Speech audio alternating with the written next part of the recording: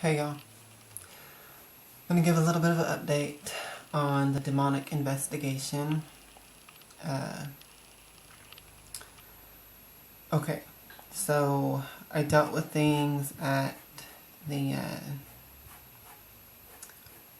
my client's shop last night. When I got home, I was like really drained from all of that, so I ended up like not making a video last night, so I'm making it today.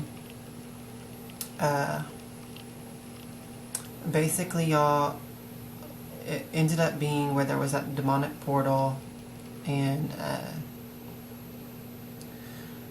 I had to seal it up. And actually, it ended up being not just a demonic portal. It was just a portal in general. Because what it ended up being is that if you don't know this, y'all, running water, like any kind of natural running water, like a stream or a river, or even like lakes and stuff, or even artificial running water, like a man-made stream or creek or something like that. Just anywhere where there's running water, like even the pipes in your house and where the water runs through and stuff like that can also just be a portal. It's all naturally a portal. I think I touched on this before in one of my videos from last year, where I was talking about the different types of portals. Fire's a portal, running water's a portal, and blood is a portal. So,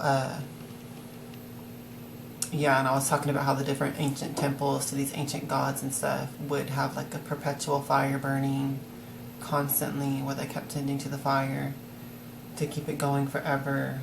A lot of times they would put either man-made streams or put the temple near naturally occurring running water, because it is a portal. It's flowing constantly, so it keeps the doorway open. Like the fire that burns constantly keeps the doorway open. Like with voodoo and some other religions that are still going to this day, where they do regular blood sacrifices. I don't know if it's too dark, y'all. I'll turn the lamp on, but where they do regular blood sacrifices to this day, that keeps perpetual portals open for these gods to use. So what it ended up being with my client's shop is that I looked across the fence, because in the back of his shop there's like a wooden fence, y'all, and on the other side of it, in the backyard of the house that's right behind it, there was a water well. Not like an old brick one, whatever, but like a modern day water well. If y'all don't know what that looks like, you can look it up on Google or something, but it's basically like automatic. Okay, so just imagine a mechanical water well. That was literally right there on like about 5 or 6 feet away from the fence, right where that portal was. Right behind where that portal was, basically. So that just showed me that there was an underground stream or water in that area. So it was a natural portal. Now what had happened is that when this old man died behind the shop,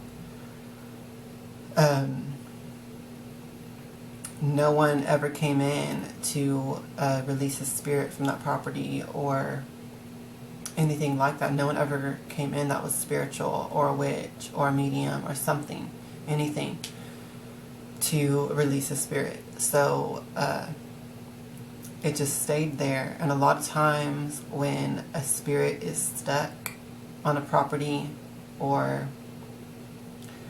in a house or something, and no one comes in and cleanses that area, the spirit will get like confused as to what's happening to it, or they might know and they just get upset that no one ever helped them, so they become just resentful and angry.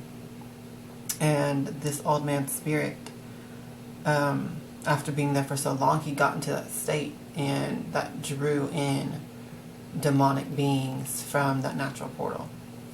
Also, too, the natural portal amplifies exactly what spirits can manifest and how powerful and strong their manifestations are. So, basically, it was a perfect recipe with everything that was happening there to, make a very strong haunting. So,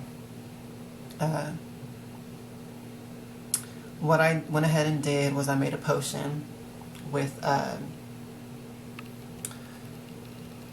actually I used some Ozarka water, y'all. So this comes from natural springs.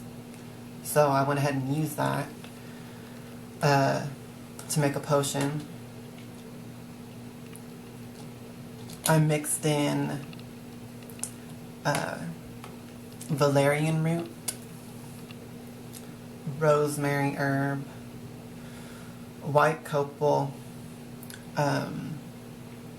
hex breaking oil, Hecate oil, which I have my own recipes for those, and I might start selling those oils on Etsy, so I'm not going to share the recipe on here, y'all, but they're my own recipes that Hecate taught me. So I also used Holy Death oil, which I did not make myself. What else did I put in there? Bay leaves. I mixed in some Florida water. And what else was it? I feel like I'm forgetting something. No, I think that's it, y'all.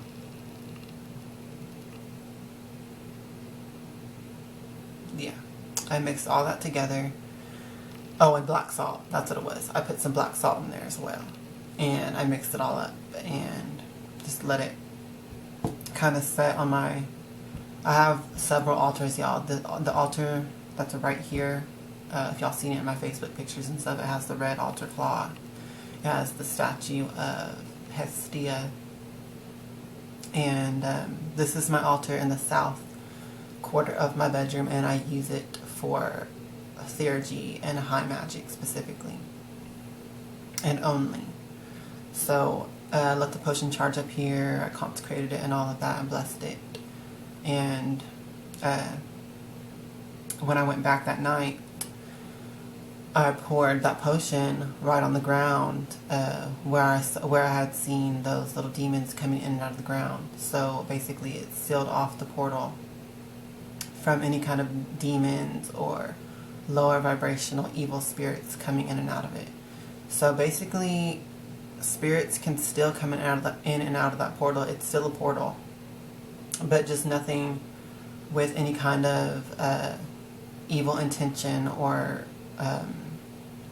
lower vibrations can use that portal anymore on my client's property. So that's how I handled that, in case you guys ever want to know if you have some kind of similar situation or something. There you go. There's the recipe of the potion that will seal off any kind of demons or lower vibrational entities from using a portal. Now, it would be different if the natural portal was like something else, like a fire or something where a blood sacrifice has been made or something like that. I used spring water because it was water underground that was causing this natural portal. So just be aware that if you do have some kind of issue like this that you're dealing with, make sure you connect it to what is the source of the portal. Okay. So I was going to tell y'all some other things that happened in the daytime when I did my first initial walkthrough and all that. And when I left, something happened. And when I went back that night, my client told me what had happened. Right above where the portal was, If you watch the previous videos, then you saw that there was like a tire rack above where the demons were coming in and out of the ground. My client said that after we left, me and my team, within about 30 minutes or so, he felt a strange gust of wind from the back of the property, and all of a sudden that entire tire rack just collapsed and fell down right over the portal. So the demons were mad. They were mad that I had come there with my team. They were mad that the portal was about to get shut down. They knew what was going to happen. So they knocked down that entire tire rack. You know, they could have done that when I was underneath it during the investigation part, but you know, I have protections and stuff. Like, I never go to these investigations without protecting myself and my teammates. So yeah, basically the demons had to wait till after we left, and then they were able to do some violent shit like that.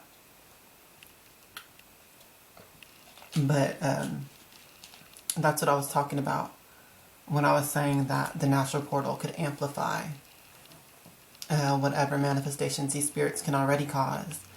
The natural portal amplifies it to where it could be something that physical, where they can just knock down an entire tire rack that's been there for years without falling down, and suddenly, once they know that some witches are here to close the portal or seal it.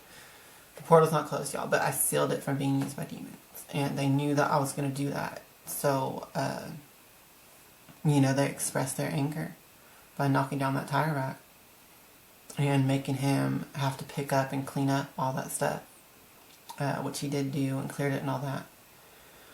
So I was just going to share that with y'all, how to deal with these issues, how I dealt with it. You might have another way of doing it, or you might find another way of dealing with something like this, but that's how I dealt with it for this particular case. Now, I don't want to share too much of my client's information with the other issue that he has right now, but I will be going to his home in San Antonio on Wednesday to do a walkthrough there and figure out, I think I already know what's going on. He basically got cursed, y'all. Another witch, an evil witch, threw grave dirt in his face and on his property. So, I think I can already deduce down what's going on with that just from my own experience and my intuition and stuff. A necromantic curse was placed on him, a death curse. So, really, on Wednesday, I'm going to do the walkthrough. Not to figure out what happened, but to figure out how powerful and exactly what kind of spirits and stuff or demons that are there, and how powerful they are, and how many, and stuff like that. I did have nightmares last night about this whole case, which I think was to inform me of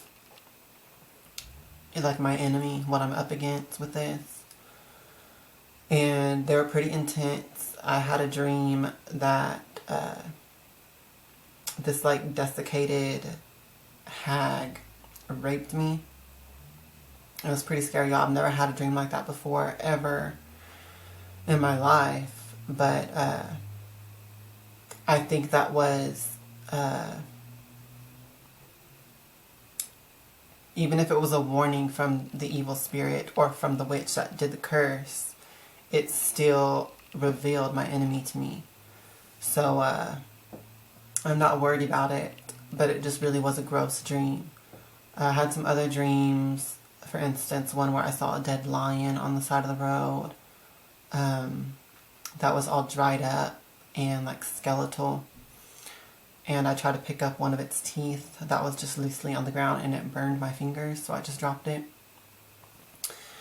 I had some other dreams, and I'm definitely not telling y'all all the details of these dreams, but I'm just letting y'all know some specific parts. And once again, I think that was just warnings to me, either from the witch that I'm going to be up against, from her spirits, or it was just my spirits showing me my enemy. Either way, parts of my enemy were revealed to me in these dreams. So it's going to be kind of intense dealing with this now that I have got like a taste of what this is exactly. And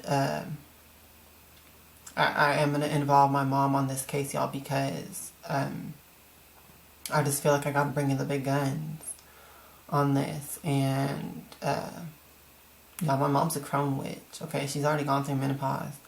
She's powerful. As powerful as I am, she's more powerful than me still. So I'm going to involve her on this case, and so she's going to come with us on Wednesday.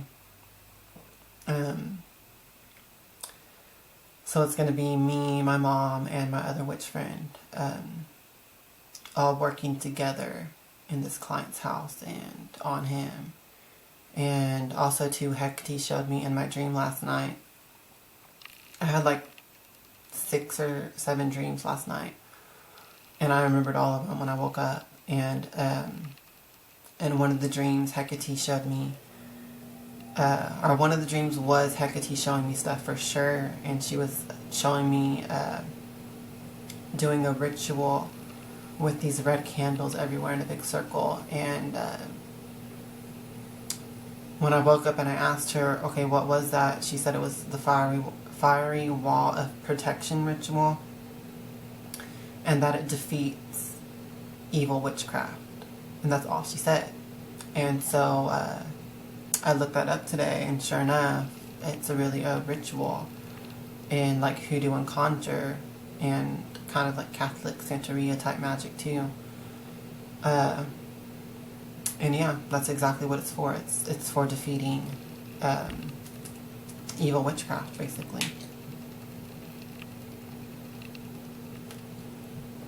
So I will be doing that ritual, first of all, for myself, for my mom, and for my witchy friend, just to get us protected and prepared.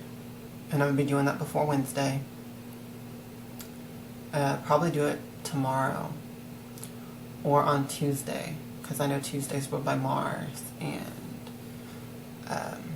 he's the one who rules over battling and that type of stuff and wars. So might do it on Tuesday and invoke Saint Michael, Archangel Michael.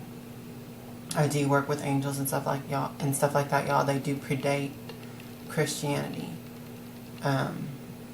So I'm probably going to work with him. I'm thinking also too, with just my regular spiritual path, with what I'm being led to do this type of work more often for my clients and stuff. I'm thinking that I'm going to have to start working with Archangel Michael a lot more than I ever have before. And he may become one of my patrons. So I'll definitely keep updating you on that as well.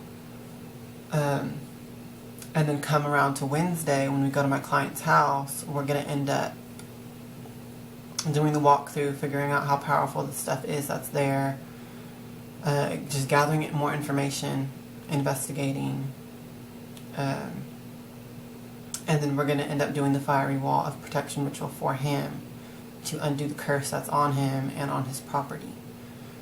So I will keep updating y'all. I'm going to try to record when I'm there at his house. Once again, if he allows me, if he gives me permission to, I will record some videos for y'all there. I told him when we do the spell or the ritual, he can't be in the house. I told my friend's mom that she can't participate since she's not like highly spiritual as a witch or anything. So it's just going to be me, my mom, and my witchy friend.